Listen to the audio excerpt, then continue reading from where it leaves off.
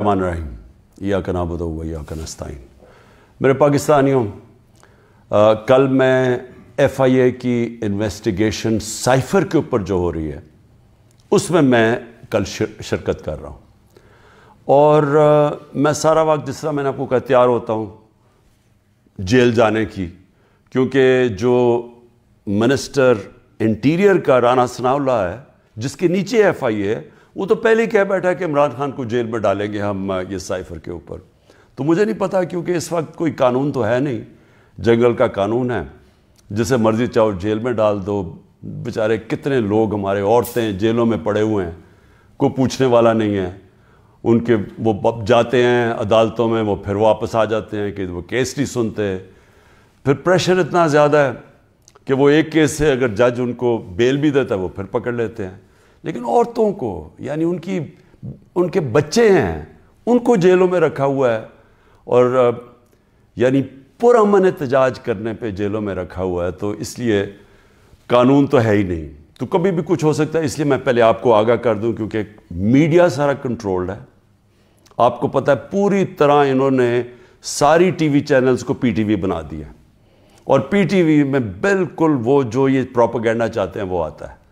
और मैं फिर आज याद कराना चाहता हूँ कि कौम उन सारे सहाफ़ियों की तरफ देख रही है, मीडिया हाउसेस की तरफ देख रही है, जिन्होंने हमारे दौर में तो पूरी जिहाद की थी आज़ादी सहाफ़त, और इतनी सी बात होती थी, गालियाँ भी हमें पड़ रही होती थी और हमें कह रहे थे कि हम मीडिया के ऊपर कोई बड़ी सख्ती कर रहे हैं।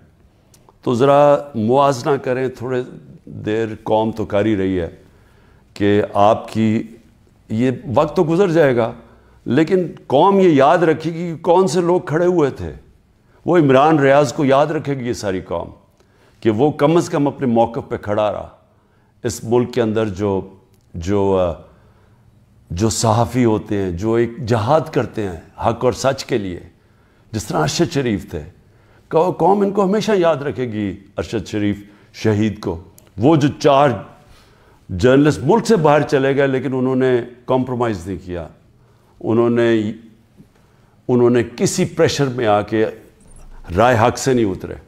वो जिनको यहाँ मारें पड़वाई गई, जलील किया गया, और वो जो जिनके बड़े नाम हैं और पुराने सहाफ़त में नाम है, हम तो कौम उनको भी देख रही है और उनको सलाम कर रही है, और उनको भी देख रही है जिनके ज़मीर मर चुके हैं। तो मैं FIA का ज़रा आपको समझा दूं कि ये केस है क्या। ना तो अभी तक मुझे कोई क्वेश्चनर मिला है कि ये मेरे से क्या पूछना चाहते हैं, तो मेरी कोई तैयारी नहीं है। लिखा ये हुआ कि जी अपने साथ डॉक्यूमेंट्स लेके आएँ। मुझे यही नहीं पता कि आपने पूछना क्या, तो डॉक्यूमेंट्स में क्या लेके आऊँ। और फिर से मैं ये कह दूँ कि आपके इंटीरियर मिनिस्टर तो फैसला कर बैठा है, वो तो जज जूरी एक्सिक्यूशन है कि जेल में डाल रहे उसको। तो आपके लिए इशू है क्या। साइफ़र, फिर से मैं आपको याद करा दूँ, साइफ़र होता क्या है।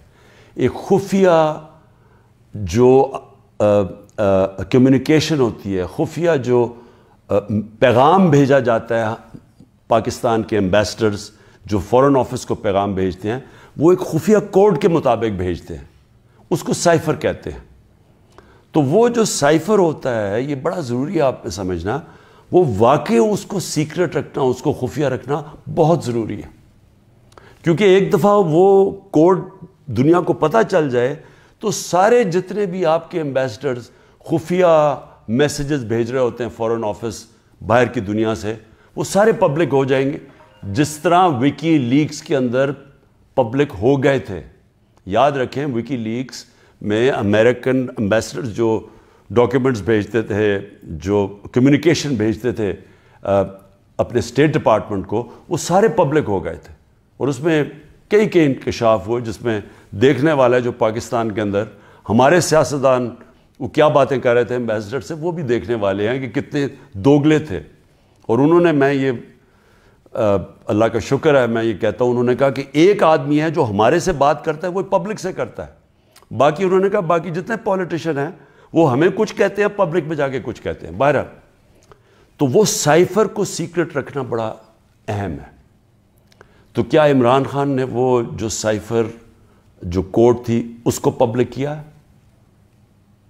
اب یہ آپ سمجھ جائیں کہ جو سائفر آتا ہے فورن آفس کے اندر وہ کبھی کسی کے پاس نہیں جاتا, وہ صرف فورن آفس میں رہتا ہے, وہ چوری نہیں ہو سکتا, وہ فورن آفس میں پڑا ہوتا ہے. جو ہمارے پاس آتا ہے اور جس میں prime minister, president, army chief, ISI کا چیف, اور پھر ایک جاتا ہے اس کا جو جاتا ہے کیبنٹ سیکرٹری کے پاس, یہ یاد رکھیں کہ یہ وہ سائفر نہیں جاتا. یہ سائفر کا جو مفہوم ہوتا ہے وہ اپنے لفظوں میں لکھ کے ہمارے پاس پہنچتا ہے. تو سائفر فورن آفس میں رہتا ہے, وہ کبھی وہ نہ چوری ہوا ہے, نہ وہ اور کوئی دیکھ سکتا ہے, نہ پرائم منسٹر, ہم کوئی نہیں دیکھ سکتے, کیونکہ یہ سائبر سیکیورٹی کا قانون ہے جو کہ کیبنٹ ڈویژن بتاتی ہے ان کو, فورن آفس کو. تو پہلے تو یہ سائٹ پہ کر دیں کہ سائفر کا جو کوڈ تھا وہ کبھی بھی پبلک نہیں ہوا, کسی نے نہیں وہ دیکھا بشمول پرائم منسٹر کے, ہم نے کسی نے نہیں وہ دیکھا. ہمارے پاس وہ آیا کہ وہ سائفر کے اندر ایمبیسڈر اسد مجید اور ڈونلڈ نون نے کیا بات چیت کی, وہ ہمارے پاس آیا. اب سب کے لیے وہ میں نے بڑے احتیاط سے اس کو جب میرے سامنے آیا تو بڑے ہم نے احتیاط کی. کیا کیا ہم نے؟ سب سے پہلے اس کو فیصلہ کیا آپس میں کہ ہم یہ پبلک نہیں, ابھی اس کے اوپر بات نہیں کریں گے, کیونکہ OIC کی کانفرنس تھی پاکستان میں 22 اور 23 مارچ کو, تو سائفر آ چکا تھا 6 مارچ کا. ہم نے اس کانفرنس کی وجہ سے ہم چپ کر کے بیٹھے رہے کیونکہ باہر سے منسٹر آ رہے ہیں اور شور میں جاتا ہے اس کا, تو ہم نے کہا ملک کو نقصان پہنچے گا. حالانکہ جو سائفر کے اندر چیزیں ہیں وہ میں آپ کو بتاؤں, اس سے بڑا نقصان ملک کو کیا پہنچنا تھا کہ پوری سازش ہوئی گورنمنٹ گرانے کی, رجیم چینج کی. 27 تاریخ کو میں نے جلسے میں جو ایک کاپی لہرائی وہ سائفر نہیں تھا, جو سائفر کے اندر پیغام تھا, تو وہ میں نے بتایا. اور میں نے تب بھی محتاط رہا, میں نے یہ نہیں بتایا کہ میں نے کہا یہ بڑا سینسٹیو ہے, میں نے لکھ کے بتایا کہ میں صرف کوئی غلط بات نہ کہہ دوں, کیونکہ انٹرنیشنل ریلیشنز ہیں, ہماری دوسرے ملکوں کے ساتھ تعلقات ہیں, وہ نہ خراب ہو جائیں. اس کے بعد میں نے کیبنٹ میں رکھا, کیبنٹ کے سارے ممبرز کو بتایا گیا کہ یہ سائفر آیا ہے, اور یہ سمجھ لیں کہ یہ کتنی بڑی اس ملک سے, میں سمجھتا ہوں کہ یہ کتنی بڑی ملک کی توہین ہوئی کہ ایک باہر کا ایک آفیشل وہ پاکستان کے ایمبیسڈر کو کہہ رہا ہے کہ اپنے پرائم منسٹر کو اگر تم نے نہ ہٹایا, ووٹ آف نو کانفیڈنس, جو پھر سے میں یاد کرا دوں کہ ابھی آئی نہیں تھی, تو پاکستان کے لیے مشکلات ہوں گی, اور اگر اس کو ہٹا دیا تو سب کچھ معاف ہو جائے گا. یہ تھا سائفر میں. اور جو ایمبیسڈر تھے, پھر سے میں آپ کو بتا دوں, اسد مجید, انہوں نے لکھا اس میں کہ میرے خیال میں تمہیں اس کے امریکہ کے خلاف ان کو پروٹیسٹ کرنا چاہیے, ڈیمارش کرنا چاہیے کہ یہ کبھی اس طرح کی زبان استعمال نہیں ہوتی, ایسی دھمکی نہیں دی جاتی. میں پہلے کیبنٹ میں رکھتا ہوں, پھر 28 مارچ کو نیشنل سیکیورٹی کاؤنسل میں رکھتا ہوں, اور وہ نیشنل سیکیورٹی کاؤنسل میں سارے سروس چیف ہوتے ہیں. جنرل باجوہ تھے وہاں, ایئر چیف تھے ادھر, نیوی کے چیف تھے, جوائنٹ چیف آف سٹاف تھے, ہمارے ساری کیبنٹ کے سینئر ممبرز تھے, فورن آفس کے سیکرٹری بیٹھے ہوئے تھے. اور اس میں کیا فیصلہ ہوتا ہے کہ ہمیں جس طرح ایمبیسڈر اسد مجید نے ریکمینڈ کیا, ہمیں ڈیمارش کرنا چاہیے, ہمیں امریکہ کو پروٹیسٹ کرنا چاہیے کہ یہ آپ نے ہمارے اندرونی معاملات میں مداخلت کی. تو جب وہ اس میں آ گیا نیشنل سیکیورٹی کاؤنسل میں اور ڈیمارش کر دی, تو جو اس کی جو سائفر کے اندر چیزیں لکھی ہوئی تو وہ تو پبلک ہو گئی, کیونکہ جب آپ نے پبلک ایک سٹیٹمنٹ دے دی کہ کہہ دیا کہ ہم نے اس کی کیا, تو وہ تو سیکرٹ تو نہ رہا وہ, کیونکہ ڈیمارش نے اپنے کس پہ, تو یہ چیزیں سامنے آ گئی نیشنل سیکیورٹی کاؤنسل میں, اور کیبنٹ میں بھی ڈسکس ہو گئی. اس کے بعد پارلیمنٹ کے اندر ہم نے ان کیمرہ سارے اپوزیشن لیڈرز کو بلایا کہ آپ کو پتہ ہونا چاہیے کہ کس طرح کی پاکستان میں توہین ہوئی. سارے اپوزیشن لیڈرز نے منع کر دیا جانے کا, کیونکہ یہ سارے حصہ تھے اس سازش کے. میں کوشش کر رہا ہوں کہ سارے ملک کو بتاؤ کہ قوم کی کتنی توہین ہوئی ہے, یہ منع کر دیتے ہیں. پھر پارلیمنٹ سے جو اسپیکر ہوتے ہیں وہ چیف جسٹس آف پاکستان کو بھیجتے ہیں, اور میں بھی انہیں کہتا ہوں کہ اس کے اوپر انکوائری کریں کہ یہ جو مداخلت ہوئی ہے اس کے اندر پتہ تو چلے کہ یہ ہوا کیا, کتنی بڑی سازش ہوئی ہے کہ سٹی گورنمنٹ کے اوپر, الیکٹڈ پرائم منسٹر کے اوپر دھمکی ملتی ہے, اور پھر اس کے گورنمنٹ گرانے کی پوری تیاریاں شروع ہو جاتی ہیں, لوگ بھاگنا شروع ہو جاتے ہیں, الائز چلے جاتے ہیں. اور یہ پیغام کس کو تھا؟ مجھے تو پتا تھا پیغام کس کو ہے, جنرل باجوہ کے لیے پیغام دیا گیا تھا, کیونکہ اسی کے پاس پاور تھی نا گورنمنٹ گرانے کی, باقی تو کوئی پرائم منسٹر کو نہیں ہٹا سکتا تھا. تو اس کے بعد جب یہ, اور پھر کیبنٹ کے اندر ہم نے اس کو ڈی کلاسیفائی بھی کر دیا.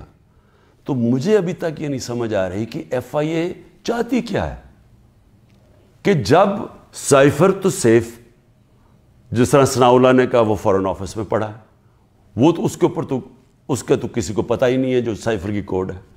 ہمارے پاس جو جس کو پیرافریز کہتے ہیں انگریزی میں لفظ, ہمارے پاس جو آتا ہے وہ تو اس کا مفہوم آیا تھا, اور وہ جا کے نیشنل سیکورٹی کاؤنسل اور کیبنٹ میں جب رکھا اور بعد میں ڈی کلاسیفائی بھی کر دیا, تو وہ تو پھر ایک سیکرٹ ڈاکیومنٹ نہیں رہا. اب اصل چیز پہ آ جائیں کہ کیا کسی ملک میں کوئی بتا سکتا ہے, ہمارا تو 25 کروڑ کی آبادی ہے, کسی 50 لاکھ کی آبادی, چھوٹے چھوٹے نیوزی لینڈ جیسے شہر, چھوٹے سے یعنی ملک, اور کتنے ہیں ایسے, ہالینڈ ہیں, چھوٹے چھوٹے شہر ہیں, چھوٹی چھوٹی آبادی ہے. کوئی تصور کر سکتا ہے کہ کسی ملک سے, امریکہ کا کوئی بھی جس طرح آفیشل, وہ جا کے اس کے ایمبیسڈر کو کہے کہ اپنے پرائم منسٹر کو گرا دو, نہیں تو ہم تمہیں یہ کر دیں گے. جب امریکہ نے رجیم چینج کیا پہلے, تو جو خود ہی ان کے سی آئی اے کے اور MI6 کے جو پیپرز ڈی کلاسیفائی ہوئے ہیں, ان میں کیا چیز نکلی؟ مصدق کی گورنمنٹ گرائی گئی, رجیم چینج کیا گیا 1950 کی دہائی میں. تو وہ تو کوئی سائفر نہیں بھیجا وہاں, وہ تو کوئی ایمبیسڈر سے پیغام نہیں بھیجا, وہ تو پہلے پوری سازش کی گئی اپوزیشن کے ساتھ مل کے, میڈیا کے ساتھ میڈیا پہ پیسہ چلا, پہلے اس کو برا بھلا کہا گیا, اور پھر ان کے آرمی چیف کے ذریعے اس کی گورنمنٹ گرا دی.